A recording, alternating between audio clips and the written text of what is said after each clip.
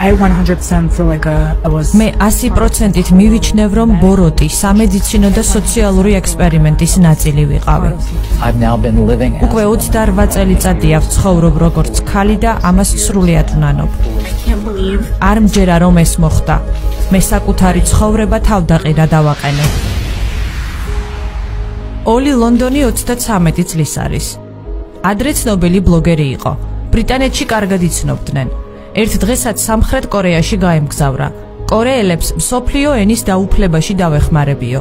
თუმცა კორეული კულტურა მას თავად დაეუფლა. ამ დღემ და მოგზაურობამ არა მხოლოდ მისი ბედი, მისი სახეც კი შეცვალა. ოლის ისე მოეწონა კორეა, რომ გადაწყვიტა კორეელი გამხდარიყო. თანამედროვე ქირურგიული მიღწევების გამოყენება მან ჯერ ეროვნების შესაცვლელად გამოიყენა. ადრე ბრიტანელი იყო, მაგრამ ახლა სერიოზული ფინანსები გაიღო იმისთვის, რომ კორეელს დამსგავსებოდა. თანაც არა უბრალოდ კორეელს, არამედ თავის კუმირს, პაკ ჯიმინს. ის ცნობილი მომღერალია. მე ყველაფერს ვაკეთებ იმისთვის, რომ ჯიმინს დავემსგავსო, კონდეს მისი მსგავსი კანი. სახის სტრუქტურა თუ სხვა. ჩემი საბოლოო მიზანია ვგავდე ჯიმინს. ის ჩემი კუმირია, BTS-დან. საკუთარ გარეგნობაში დაახლოებით $150,000 დავხარჯე. ლონდონმა ყველაფრის დავიწროება და დაპატარავება დაიწყო. თვალის ჭრილიდან დაწყებული სასქესო ორგანოთი დასრულებული. მამაკაცის გენიტალიებიც სურდა, რომ კორეული ზომისა და წონის გამხდარიყო. თუმცა დრო გადიოდა. საოპერაციო მაგიდიდან მომდევნო საოპერაციო მაგიდაზე გადადიოდა. მაგრამ სარკეში ყურების დროს აღმოაჩინა, რომ ჯიმინს კი არა, ბარბის უფრო ჰგავდა. თავს ტრანსგენდერად უფრო გრძნობდა. გლამურულ საღამოებზე დაიწყო სიარული. უკვე მაკიაჟსაც იკეთებდა. გრძელთმებს ატარებდა და ბარბის სტილში იწმევდა. ყველას სთხოვდა მისთვის ჯიმინი დაერქმიათ და გამოეყენებინათ ნაცვალსახელი ისინი. რადგანაც თავს ვერც მამაკაცად და ვერც ქალად აღიქვამდა. და ეს ყველაფერი 32 ოპერაციისა და 233,000 ფუნტი სტერლინგის დახარჯვის შემდეგ. მაგრამ სად არის აქ მის სახეზე კორეელი ბიჭი? კლონის ოთხცელებში ძალიან ცუდად და კრიტიკულად მიიღეს. და ეს მომენტი ალბათ მისთვის ერთგვარი გამოფხიზლება იყო. 2022 წელს მან უარი თქვა ტრანსფორმაციაზე. 40 წლის წინ რომ დავბადებულიყავი, ასეთ რამეს არასოდეს გავაკეთებდიო, თქვა მან ერთხელ. ოლის თქმით, ამ ოპერაციებმა მისი ჯანმრთელობა შეარყია. ამდენი ოპერაციებისგან სახის კუნთებმა პარალიზება განიცადეს. სახის ძვლები ერთმანეთთან 24 ხრახნილით არის დაკავშირებული. როცა დამთქნარება უნდა, პირს ვერ აღებს. ყბა უცებ ეხურება, რაც ძალიან მტკივნეულია. დეტრანზიცია. მე ვიქნები კაცი და არა ტრანს. ის ძირითადად ჩემს მოგზაურობას ასახავს. მე მინდა ისევ კაცი ვიყო და არა ტრანსგენდერი. ჩემს მაისურზე ეს სიტყვებია გამოსახული. ახლა ის ისევ მამაკაცია. ბარბის სახიდან გამოვიდა, მაგრამ ქალურ ნივთებს ვერაფერი მოუხერხა. ამ ოპერაციებმა ბედნიერი ვერ გახადა. სამაგიეროდ რწმენა გაუმყარა. ახლა ის კათოლიკეა. სწამს ღმერთის და ცდილობს ტრანსგენდერული სიმართლე ყველას გააგებინოს. მე ძალიან დაკარგული ვიყავი. თერაპიაზე სიარულით ვცადე. თუმცა როდესაც ეკლესიაში მივედი, ეს იყო საკუთარი თავის პოვნისა და ღმერთთან კავშირის დამყარების საშუალება. მე მსურს რომ მამაკაცის სხეული მქონდეს. ამ სიმართლეზე უკვე დიდი ხანია საუბრობს ჰოპკინსის უნივერსიტეტის დოქტორი, ფსიქიატრი პოლ მაქიუ. თუმცა ოლისგან განსხვავებით მისი საუბარი პირად გამოცდილებას კი არ ემყარება, არამედ სერიოზულ ფაქტებს. კვლევამდე აბრევიატურის თავისებურებებში გავარკვეთ. ტრანსგენდერი იწყება ASOT-T და ისინი LGBT არიან შერეულნი. LGBT ანუ ლესბები, გეები, ბისექსუალები და ტრანსები. LG და B ჯგუფს საკუთარი გენიტალიების მიმართ შეუთავსებლობა ან სქესთან კონფლიქტი არ აქვთ. T კატეგორია კი საკუთარ სასქესო ორგანოებს არ აღიარებს. ამიტომაც მას ან იჭრის, ან ცვლის. შესაბამისად, შემთხვევითი არ არის, რომ ტრანსებს და მასთან მიბმულ დანარჩენ პლუსებს ცალკე ჯგუფად გამოყოფენ. ჰოპკინსის ჰოსპიტალის მთავარი ფსიქიატრი დოქტორი პოლ მაქიუ ამბობს, რომ ტრანსგენდერიზმი ეს ფსიქიკური დაავადებაა. ტრანსგენდერიზმი ფსიქიური აშლილობაა, რომელიც გავლენას ახდენს საკუთარი თავის მიმართ არსებულ წარმოდგენებს. მსგავსი დარღვევები სხვადასხვა ფორმით ვლინდება. მათ შორის ხშირია ფიზიკური სხეულის მიმართ არსებული მცდარი წარმოდგენები. ჩვენ 10 წლის განმავლობაში ვიკვლევდით ტრანსგენდერ ადამიანებს, რომელთა ნაწილმა ოპერაცია ჩაიტარა, ნაწილმა კი არა, რათა გვენახა პოსტოპერაციული შედეგები. ამ ადამიანებს ჰქონდათ პრობლემები არაერთი მიმართულებით, როგორიცაა პირადი ურთიერთობები, სწავლა-განათლება, დასაქმება თუ სხვა.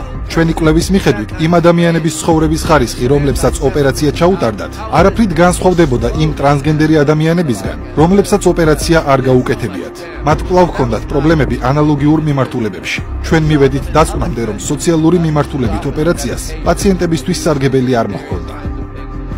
ბიოლოგიური სქესის შეცვლა შეუძლებელია. ამბობს ის და ყველა ექიმი, ვინც პაციენტებს ასეთ ოპერაციებს უკეთებს, ხელს უწყობენ ამ ადამიანებში ფსიქიკური პრობლემების შენარჩუნებას და არა განკურნებას. შესაბამისად, სქესის გადაკეთება გამოსავალი სულაც არ არის. ქირურგია ასეთ დროს ფსიქიკური აშლილობის შენარჩუნებას უფრო ნიშნავს. არც პოლიტიკოსები, არც მედია და არც ჰოლივუდი ტრანსგენდერიზმის პროპაგანდით სიკეთეს არ აკეთებენ. ასეთია ექიმის დასკვნა. ჩემი შეხედულებით ეს დაკავშირებულია როგორც მენტალურ აშლილობასთან, ასევე საზოგადოებაში მიმდინარე სოციალურ სიგიჟესთან, რომელიც ვირუსულად ვრცელდება. ასე რომ ვფიქრობ, მნიშვნელოვანია აღნიშნულ სიგიჟეზე საუბარი, ვიდრე კიდევ უფრო არ გაზრდილა მისი მასშტაბები. უცხო სხეულის განცდა ფსიქიკური აშლილობის პირველი ნიშნებია და მას მკურნალობა სჭირდება. გამოცდილებას და ფაქტებზე დაკვირვებას სწორედ ამ დასკვნამდე მივყავართ.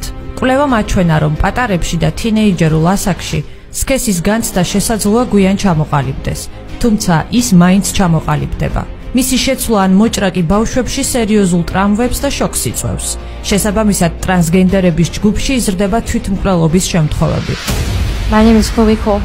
ჩემი სახელია ქლოი ქოული. მე 18 წლის დეტრანსი ვარ კალიფორნიიდან. საკუთარი თავის ტრანსგენდერად იდენტიფიცირება და სოციალური ტრანზიცია ჯერ კიდევ 12 წლის ასაკში დავიწყე. 13 წლის ასაკიდან მომწიფების, საწინააღმდეგო მედიკამენტების და ტესტოსტერონის მიღება დავიწყე. შემდეგ 15 წლის ასაკში მკერდის მოშორების ოპერაცია ჩამიტარდა, ხოლო 16 წლის ასაკიდან ტრანზიცია შევწყვიტე, რადგან აღნიშნული გადაწყვეტილება ვინანე და გავაანალიზე, რომ ეს ყველაფერი როგორც ემოციურ, ასევე ფიზიკურ ზიანს მაყენებდა. არსებობს შვედური კვლევა, რომლის მიხედვითაც სუიციდის შემთხვევები სქესის შეცვლის მქონე პაციენტებში 20-ჯერ მეტია, ვიდრე არატრანსგენდერებში. ეს კვლევა 30 წლის განმავლობაში მიმდინარეობდა. კვლევაში 300-ზე მეტი ტრანსგენდერი მონაწილეობდა, ვინც სქესის შეცვლა ქირურგიული ჩარევის შედეგად გადაწყვიტეს. სქესის შეცვლა კი უნდათ, მაგრამ რამდენად არის ეს სასარგებლო? კითხულობენ ფსიქიატრები. ისინი დარწმუნებულნი არიან, რომ ბევრმა არც იცის რა უკუშედეგები აქვს ამ ოპერაციებს. თითქმის არავინ ბედნიერი არ არის. ოპერაციამ ვერ გააუმჯობესა ჩემი ფსიქიკური ჯანმრთელობის მდგომარეობა. ჩემი ექიმები საკუთარი გენდერული თეორიების მიხედვით ფიქრობდნენ, რომ ჩემი პრობლემები მას შემდეგ გაქრებოდა, რაც ოპერაციების მეშვეობით კლინიკურად ბიჭად გარდავიქმნებოდი. მათი თეორიები მცდარი იყო. მედიკამენტებმა და ოპერაციამ ჩემი სხეული შეცვალა, თუმცა არ შეუცვლია და ვერ შეცვლის იმ მოცემულობასა და რეალობას, რომ მე ქალი ვარ და ყოველთვის ვიქნები. ბევრისთვის შთაგონებად ეს დოკუმენტური ფილმი იქცა. ფილმს ჯას ჯენინგსი ჰქვია. ჯას ჯენინგსი იუთუბერია. LGBT საზოგადოება მას კარგად იცნობს და არა მხოლოდ ისინი. ბევრმა ბავშვმა სწორედ მისი დოკუმენტური ფილმის და სეზონების შემდეგ გადაწყვიტა, რომ სქესის შეცვლა ეს კარგია. ასე რომ მკურნალობის ნაცვლად ხშირად ისინი ღებულობენ იმას, რაც სურთ. არადა ბავშვებს ყოველთვის უნდა მისცეთ ის, რაც მათ სჭირდებათ. ესეც ექსპერტების დასკვნაა. ყველაფერი, რაც ბავშვს უნდა, სასარგებლო არ არის. ამიტომაც მშობელმა უნდა იცოდეს, რა არის საჭირო მათი შვილებისთვის. კვლევამაც აჩვენა, რომ ტრანსგენდერები თვითმკვლელობასთან ყველაზე ახლოს დგანან. ისინი კი არ თავისუფლდებიან, დეპრესიაში ვარდებიან და საბოლოოდ არანაირი მგრძნობელობა აღარ აქვთ. ჩემი ბავშვობა დაინგრა ისევე როგორც ათასობით დეტრანსი ადამიანის. ეს ყველაფერი უნდა შეჩერდეს. უკვე საკმაო რაოდენობით ბავშვი შეეწირა ამ ფსევდომეცნიერულ ბარბაროსობას. მომეცით საშუალება საბოლოო მაგალითი ვიყო თქვენთვის.